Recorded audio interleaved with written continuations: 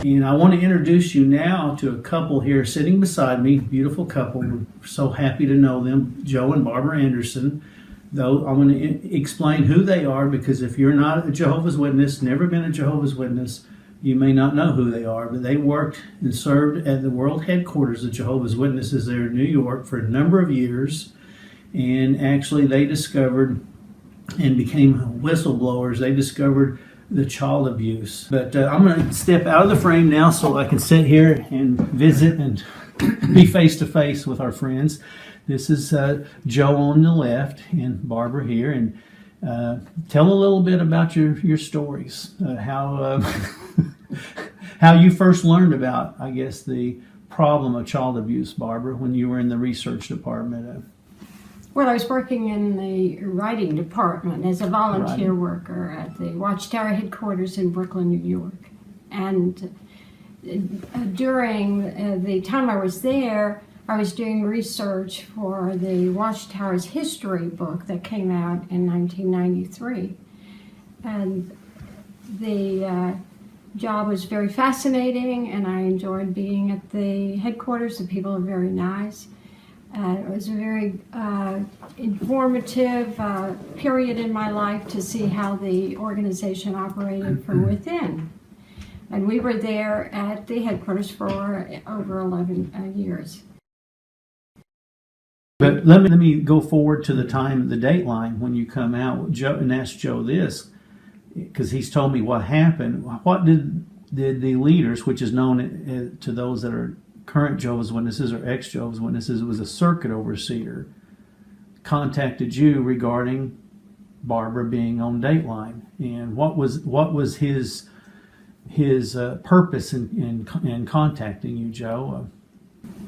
Well, he was visiting a neighboring congregation, and he was told about the situation of child abuse and about what Barbara was doing, and so he knew about the TV program that was going to possibly be airing, and so he wanted to know what could be done about it. Of course, like with all witnesses, especially elders in service, these things are to be kept quiet and for the benefit of the congregation, so no one else will know about it, really. So is he the one that said, whatever you do, don't let her appear on Dateline or something? Yes, right. Yeah, he had called over here. I hadn't met him yet. This was his first time coming around. And so he called me from this little town, and the phone rang, and Barbara picked the phone up. And so he asked to speak to me. And so I took the phone and started talking to him. So he wanted to know about this TV program that was going to air, what was going to happen, did I know about it and all. I told him certainly I did. So I started explaining some of it to him. I said, well, listen, I don't know that much about what's going on. Why don't you talk to her about it? And his response was, oh, no, I don't want to do that. He says, no, I want to talk to you about it. And I said, okay, well, I'll tell you what I know then about it. And so I told him about the program that was arranged. There was no set time for it to be aired, and possibly it might not even show, especially right now. It could be later, or it could not be at all. We just didn't know, or she didn't know. And so he said, well, you really need to stop her from doing this. He said, I don't mean you need to tie her to the bed, but you need to stop her from doing this. And so that was his attitude about it. So he visited the congregation 2 or 3 weeks later, and so then we were able to talk more about this. In the elders meeting, he brought it up again. And for some of those two people that are not Jehovah's Witnesses, to let them know, is a husband's expected to have his wife in subjection and make her obey everything he says, and if he doesn't, he can get punished because of that. And so that's all the things, that hear the dilemma between the rock and the hard place. You see that the kids need to be protected, but this is holding over your head. But even I think most Jehovah's Witnesses actually will agree that the system in place is not working on protecting children. But even that belief all aside, put that aside, the way they actually have treated families and broken up families, that's what really, I think, chaps a lot of people. I mean, at the time, you had a son and a grandson, and how old was your grandson then at the time? Luke, his name was Luke? Right. He was 2 to 3 years old. We knew him, we went to there when he was born. And then the last time I saw him, he was 3 years old. And I saw him in between. He's probably something like 17 now. So right. See that. So he's been. They've actually shunned you and not allowing. Right. Well, yes. After Dateline aired, our son lives in Indiana. We live in Tennessee, and so he had been at the headquarters. And his name again? His name is Lance. Lance. And Lance was at the headquarters for 16 years. And so he and his wife, I believe, was there about 4 years. He married her after he'd been there many years. And they wanted to have a child, so they left. And so I was not disfellowship, but I had left the organization in around 1998. And they were very upset that I no longer was an active witness, but they didn't shun me.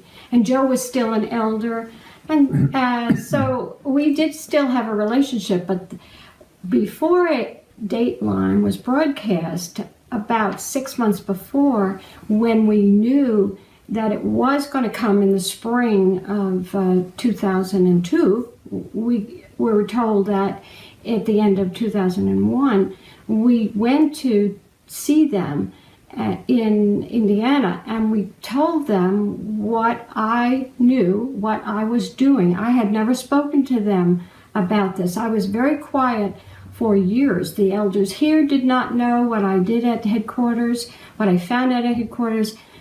It was really nobody's affair. I didn't gossip about this problem. And so we let them know about the situation. Joe had by that time been privy to reading much correspondence on the subject. He had already talked to one of the representatives from headquarters at an elders meeting about me in around December at the elders school in Nashville in 2001. And so they discussed me, and Joe said to the elders about that elders should not be handling in the congregation crime. It's okay to handle and make decisions regarding those who are sinners, but this is a crime, and elders don't have any background, and it should go right to the authorities. Good for you, Joe. Good for you. Yeah. So we talked to our son and daughter-in-law about all of this. And so when they came here before Dateline aired, they came here around March of 2002, before I was disfellowshipped. And so that was a kind of their goodbye, although I wasn't sure I would be disfellowshipped, but I kind of suspected that I would be excommunicated. And so so we never saw them again since that time in 2002. Afterwards, he went to the headquarters, and he went to see one of the decision makers at headquarters. And so the man verified some of the things that we had to say, but they're very circumspect about what they say. They don't give information. Right. They don't want to spread the real truths of what they know. So, but one thing did come out. Our son told me that he was told that because after Dateline, so many thousands and thousands of people had left Jehovah's Witnesses religion over this issue and what they learned on Dateline, that I was responsible for their death at the coming world destruction of Armageddon. And so that I was a worse sinner than anyone. And remember, they don't disfellowship sinners, they disfellowship unrepentant sinners. And Right. that's what I was considered. So our son then began to shun us in a way that was so final. So how did you find out about your granddaughter, Barbara? Well, I had a telephone call from a man who was a witness at one time, and he moved to Tennessee with his wife from Indiana. And so he was calling to talk to us because he said that he realized that Lance Anderson, who he was in the same congregation with, was the son of the notorious Barbara Anderson, who was on Dateline. And notorious as far as Jehovah's Witnesses, as a whistleblower against Jehovah's Witnesses.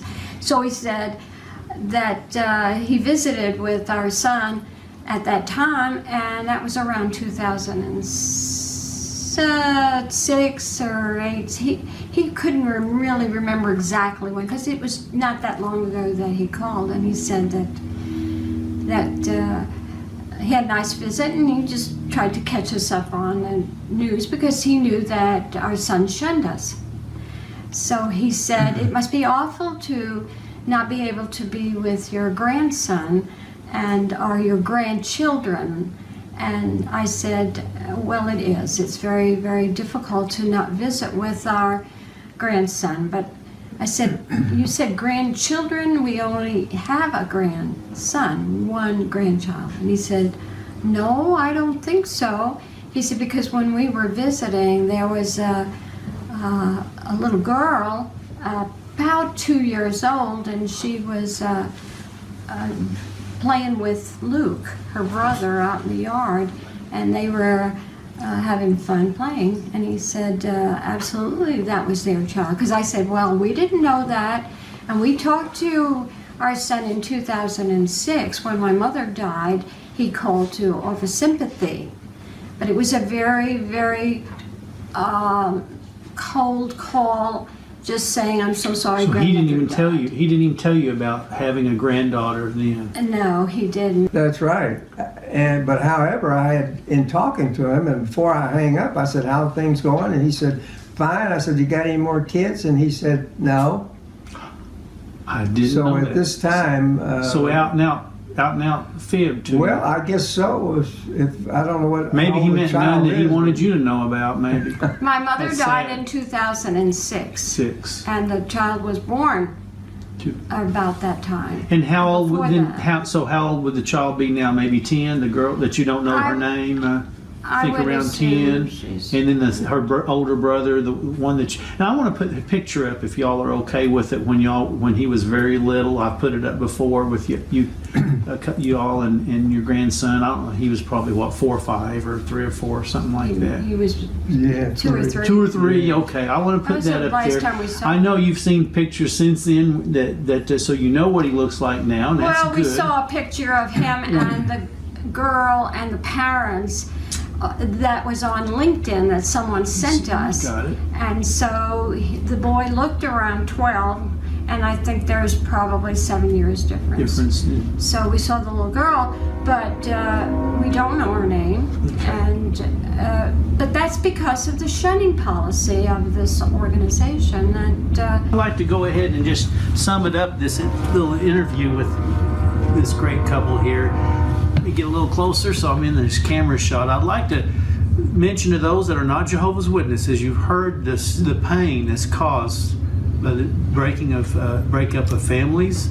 So, if they come to your door, you'll know what to talk to them if you even want to answer your door, or you may want to tell them to put your name on their do not call list, because they're very dangerous to families and very destructive. Or if you're walking past their little cart, you may want to run past their well, cart. remember that it's not an easy thing to become a former Jehovah's Witness.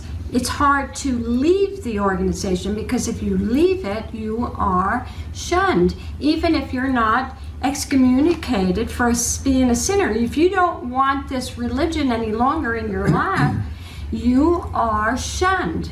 And that is the most harmful thing, and this is what former Jehovah's Witnesses are encountering all over the world. The families are being broken up because people do not any longer want to be a witness for whatever reason, because people change. They change their viewpoint on religion, they change their viewpoint on politics. People change. Right. So, but the thing is that, we're doing this as a public announcement to you folks who are not Jehovah's Witnesses, even though this is going to upset you quite a bit to see this kind of turmoil that we go through.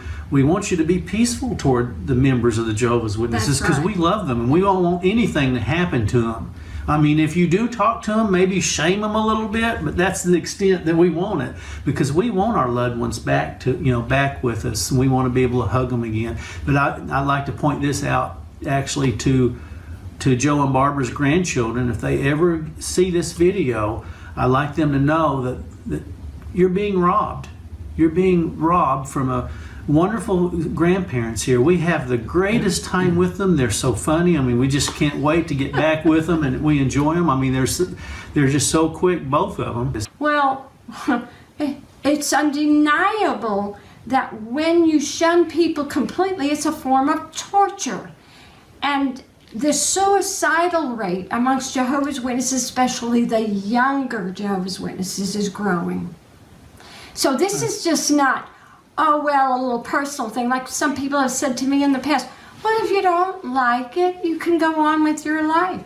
But how do you go on with your life when you have no niche anymore? You don't belong anymore. Now, all of a sudden, you're 25, you're 30, and you have to start all over. How do you get involved in a whole new community? It's next to impossible. So they're struggling, and they got to struggle with a whole new world. They're alien. Witnesses don't celebrate holidays. They don't get involved in politics. They don't. They're not encouraged to have higher education, so they're not well educated.